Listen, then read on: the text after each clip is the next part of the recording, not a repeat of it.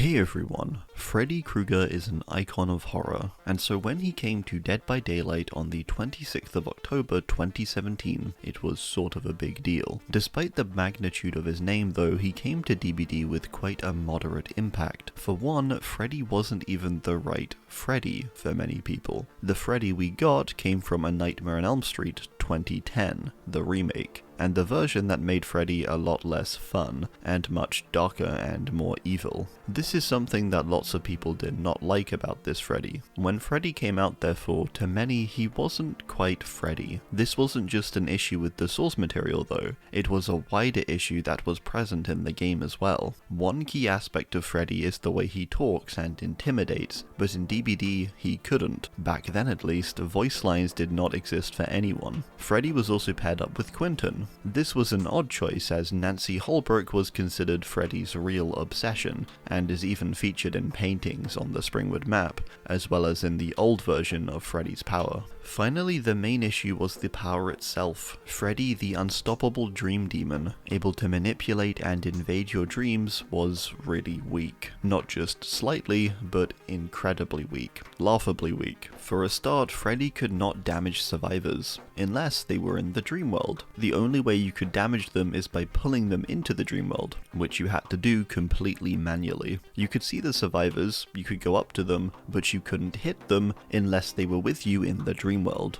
The upside to this was that survivors couldn't see you. This meant you could get up close when you wanted to put them into the dream world. The dream world was hardly a presence back then though. Much like today, you could escape it by simply failing a skill check or having a teammate snap you out of it. When pulling someone into the dream world, survivors would see you before you were fully able to damage them, and you were also briefly slowed, allowing them to get a head start. Freddy did at least have some positives though. When in the dream world, you repair and heal 50% slower than usual, making it incredibly hard to make any progress. Freddy could also see your aura the whole time if you were outside of his terror radius in the dream world. However, this was still pretty bad. All Freddy really had, and his entire power basically, was some stealth when approaching awake survivors, and that was essentially it. After this, he just became a basic killer. He had no snares or fake pallets at this point. All he could do was chase you normally. Therefore, a lot of the time, this 50% reduction to action speeds wasn't even that useful, because the person in the dream world was also probably the one being chased. He also had no map traversal, unable to teleport to generators. What's even worse though is that Freddy got nerfed post-release,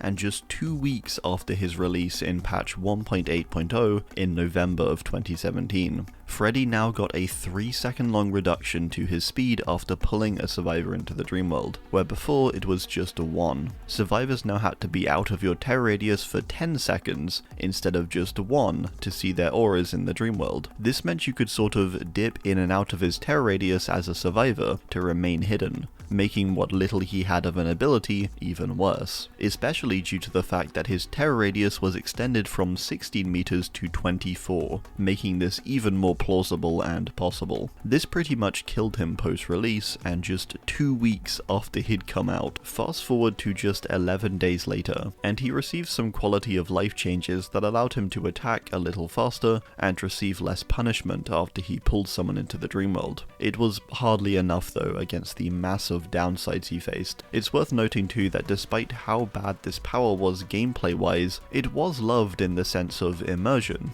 It was a very unique way to play the game, and received a lot of love for how faithful or close it was to Freddy in the films. Of course, we couldn't have the complete openness and possibility of a dream world, but this was a good compromise. I remember using this back in my very early days of playing the game. I started in June of 2019 and did manage to play original Freddy for a couple games, finding him very confusing, weak, but quite cool nonetheless. For nearly 2 years, Freddy received near to nothing, aside small changes and bug fixes, which barely affected his power level. It was only July of 2019 that he finally got a long-needed change, and not just a change, but a complete rework. Freddy's power changed entirely. For starters, you no longer had to pull survivors into the dream world, instead they'd passively fall asleep over a 60-second period, but also be put to sleep by direct attack too. Freddy was no longer longer invisible to awake survivors, but he was intermittently between 16 meters to 32 meters, and completely invisible beyond that. Alarm clocks were introduced to make up for the much faster Dreamworld progression, which allowed survivors to pull themselves out if they wished, and without making a sound or requiring a teammate, which now also had a progressively longer duration the more you did it. The big thing though was that Freddy actually kind of got a power.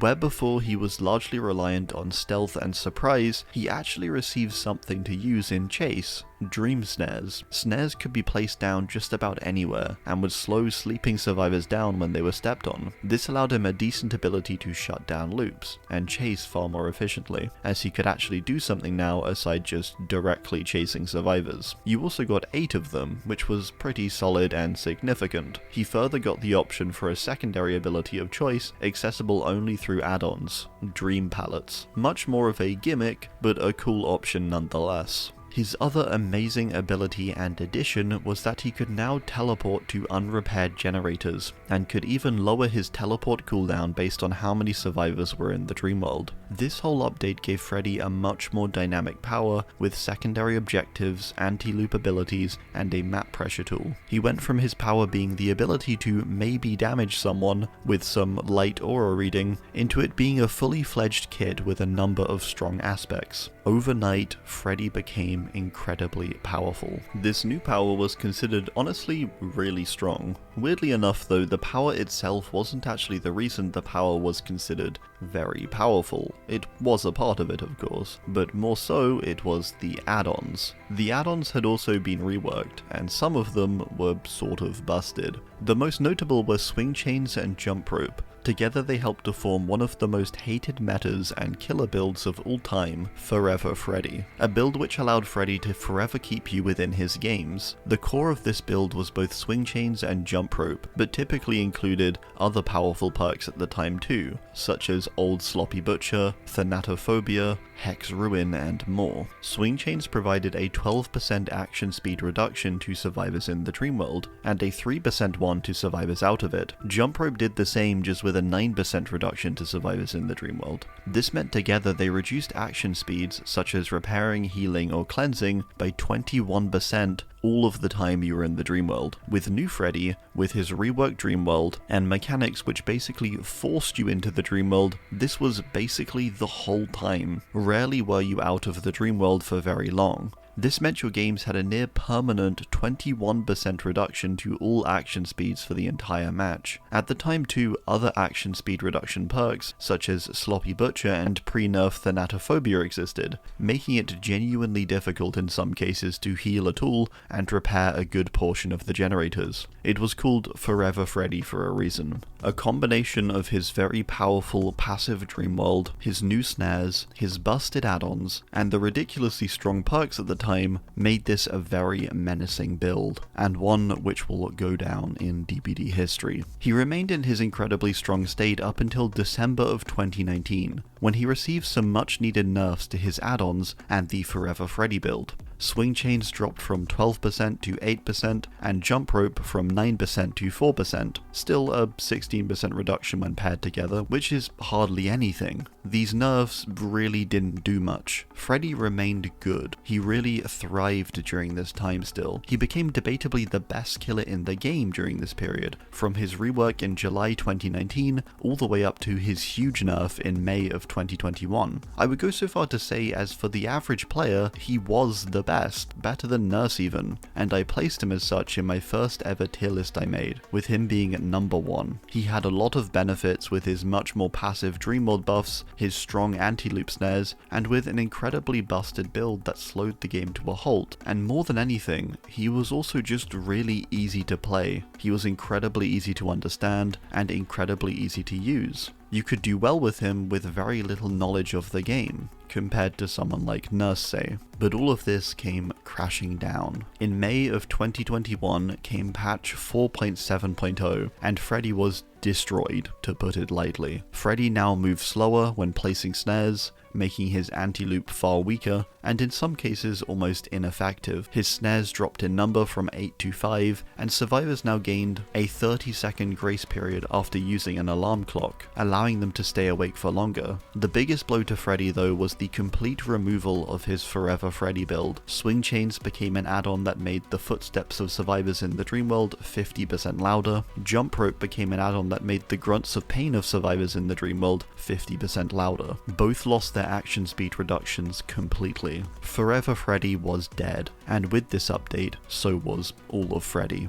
This began to outline even more issues for many people. With the wave of power Freddy had, many people overlooked how boring his power was. People didn't mind so much that it wasn't very lore accurate or even that faithful to Freddy. It was strong and meta, and so it sort of drifted through a lot of this criticism. So post Freddy's 2021 nerf, this all came flooding in. Freddy became hated. Now his power was useless, but it was also really boring, both in gameplay, but also due to its lack of immersion or accuracy to the film. Myers, for example, has gone through many states of strength and weakness, but he's always been quite liked because at least it feels like you're playing Michael Myers when you're on him. Freddy didn't have that going for him. So there Freddy lay, rotting for years, and falling further and further down the tier list, until he ended up at the very bottom. A fall from grace like no other for Freddy Krueger. The best to literally the worst. He remained this way for nearly 4 years, until recently, with the release of his second rework in a January PTB in 2025. Freddy got a buff, changes people had asked for years after his nerf were finally coming. Snares and dream palettes together as part of his base kit. Snares were reworked completely to now be projectiles and slow people down on the fly,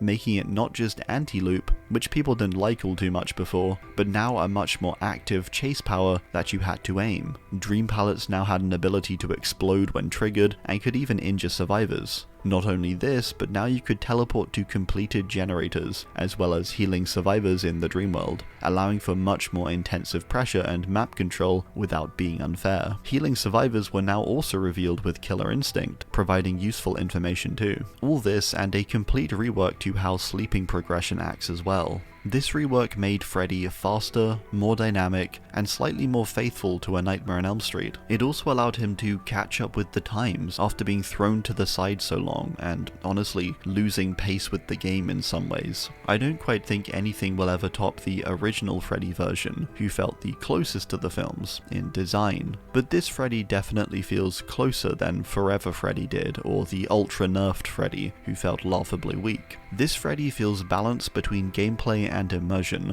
and now he's actually quite fun once again. He's not ultra powerful like Forever Freddy was, he's not super weak like original Freddy was, but he is somewhere in between. So to me, I consider this redeemed. He's been in basically every state you can be as a killer in DBD, so to finally end up in this spot of redemption, ending up balanced and somewhat faithful, I think is a success. So there's the story of Freddy, DBD's most changed killer, and one who has been the very best and the very worst at different points in the game's history. Thanks for watching, and goodbye.